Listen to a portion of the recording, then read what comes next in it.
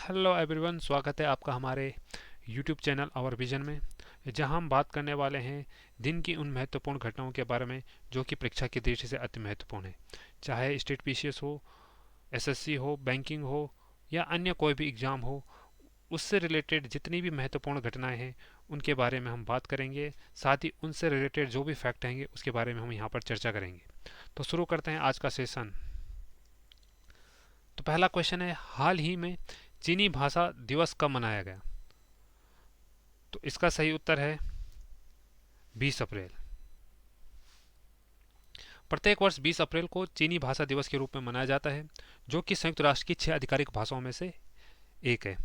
चीनी भाषा को 1946 में संयुक्त राष्ट्र द्वारा मान्यता प्राप्त हुई। संयुक्त राष्ट्र की जो आधिकारिक भाषाएं हैं, यानी जिनमें कि संयुक्त राष्ट्र काम करता है, वह हैं फ्रेंच भाषा, चीनी भाषा, इंग्लिश भाषा, स्पेनिश भाषा और अरबी भाषा। तो ये 6 भाषाएं हैं जिनमें कि संयुक्त राष्ट्र अपना ऑफिशियल वर्क करता है। नेक्स्ट क्वेश्चन है, हाल ही में किसके द्वारा साथी पोर्टल और मोबाइल ऐप लॉन्च किया गया? तो इसका सही उत्तर है केंद्रीय मंत्री नरेंद्र सिंह तोमर जी के द्वारा। तो कृषि और किसान कल्याण मंत्री नरेंद्र सिंह तोमर ने उत्तम बीज समृद्ध किसान योजना के तहत उत्पादन गुणवत्ता पहचान और प्रमाणीकरण के मुद्दों को संबोधित करने के लिए साथी पोर्टल लॉन्च किया। साथी यानी कि seed traceability authentication and holistic inventory. Tomar ji ने बताया कि सरकार कृषि से जुड़ी चुनौतियों को योजनाओं और कार्यक्रमों के माध्यम से दूर करने के लिए प्रतिबद्ध है। साथी पोर्टल और मोबाइल एप्लीकेशन का उपयोग गुणवत्ता वाले बीज उत्पादन और प्रमाणीकरण सुनिश्चित करने में मदद करेगा। मई जून 2030 में आयोजित होने वाला फीफा अंडर 20 वर्ल्ड कप की मेजबानी किस देश के द्वारा की जाएगी? तो इसका उत्तर है अर्जेंटीना। हाल ही में फीफा ने मई जून में आयोजित होने वाला अंडर 20 विश्व कप की जो मेजबानी थी वो इंडोनेशिया से हटाकर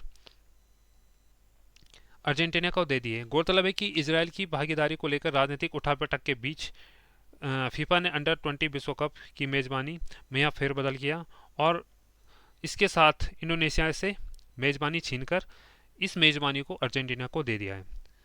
यानी कि इस बार का जो अंडर 20 विश्व कप है उसका आयोजन जो है वो इंडोनेशिया के द्वारा ना होकर अर्जेंटीना के द्वारा किया जाएगा। फीफा ने अपनी ओर से जो बयान जारी किया उसमें उसने बताया कि इंडोनेशिया अंडर विश्व कप के आयोजन को लेकर तैयार नहीं था। ऐसे में फीफा ने आयोजन स्थल को बदलने का फैसला किया है। अब थोड़ा सा जान लेते हैं अंडर 20 विश्व कप के बारे में।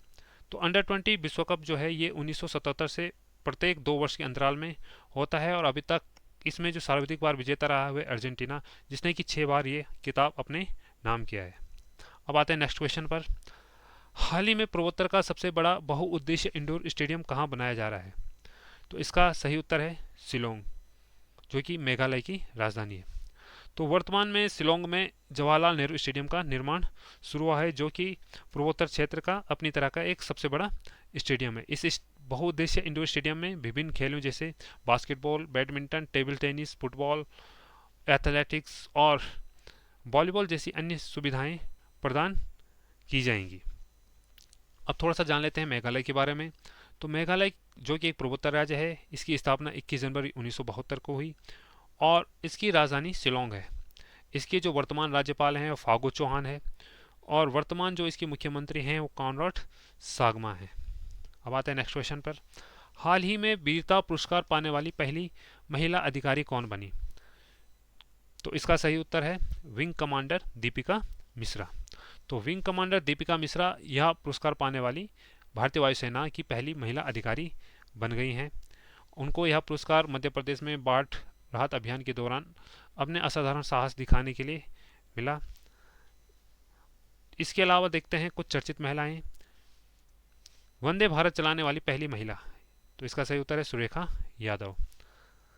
वायुसेना में लड़ाकू इकाई की पहली महिला कमांडर कप्तान सालिजा धामी। नागालैंड की पहली महिला विधायक हेकानी जखालू। ओएनजीसी की पहली महिला अध्यक्ष डॉक्टर अलका मित्तल। भारतीय सेना की पहली महिला स्काई डाइवर लांस नायक मंजू। अब आते हैं नेक्स्ट क्वेश्चन पर। हाल ही में हुरुन द्वारा जारी ग्लोबल यूनिकॉर्न इंडेक्स में कौन सा देश शीर्ष पर रहा? तो इसका सही उत्तर है अमेरिका। यानी कि हुरून द्वारा जारी ग्लोबल यूनिकॉर्न इंडेक्स में अमेरिका ने इस बार भी अपना शीर्ष स्थान बनाए रखा। तो सबसे पहले जानते हैं कि यूनिकॉर्न होता क्या है। दरअसल यूनिकॉर्न उन उद्यमी को कहा जाता है जो अपना प्राइवेट कंपनी एक छोटे से फंड के साथ शुरू करती है और उसकी वैल्यू लगभग $1 बिलियन यानी कि 8,000 करोड़ के रुपए के बराबर पहुंचा देते हैं, तो उन्हें यूनिकॉर्न का खिताब दिया जाता है। तो देखते हैं थोड़ा सा यूनिकॉर्न से संबंधित कुछ फैक्ट्स के बारे में। तो दुनिया में यूनिकॉर्न की संख्या के लिहाज से अमेरिका और चीन के बाद भारत तीसरा सबसे बड़ा देश है। हुरून ग्लोबल यूनिकॉर्न इंडेक्स 2023 के मुताबिक भारत में 138 यूनिकॉर्न है। अभी हाल ही में आपने देखा होगा कि फिजिक्स वाले को भी 101वां यूनिकॉर्न का खिताब मिला था।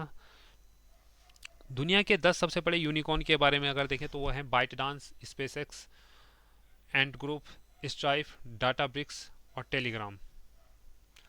भारत के कुछ टॉप यूनिकॉर्न के बारे में देख लेते हैं। तो भारत के जो टॉप यूनिकॉर्न हैं वो हैं बाइजू, जो कि इंडिया के तो सबसे बड़े हैं लेकिन दुनिया के 14 नंबर के यूनिकॉर्न हैं। ड्रीम 11 और स्विगी भी 8-8 अरब डॉलर की वैल्यू के साथ देश के दूसरे सबसे बड़े यूनिकॉर्न हैं। इसके अलावा अन्य भी कंपनियां हैं। अब आते हैं नेक्स्ट क्वेश्चन पर। हाल ही में राष्ट्रीय सिविल सेवा दिवस कब मनाया गया? तो इसका सही उत्तर है 21 अप्रैल।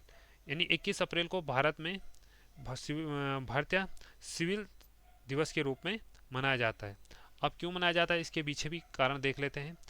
राष्ट्रीय सिविल सेवा दिवस हर साल 21 अप्रैल को इसलिए मनाया जाता है क्योंकि इस दिन हमारे जो पहले गृह मंत्री सरदार वल्लभ भाई पटेल थे, उनके द्वारा 1947 में स्वतंत्र भारत के प्रशासनिक सेवा अधिकारियों के परिवीक्षार्थियों को संबोधित किया गया था। तो इस वजह से उस 21 अप्रैल को सिविल सेवा दिवस के रूप में मनाया जाता है। कुछ फैक्ट्स देख लेते हैं इसके बारे में।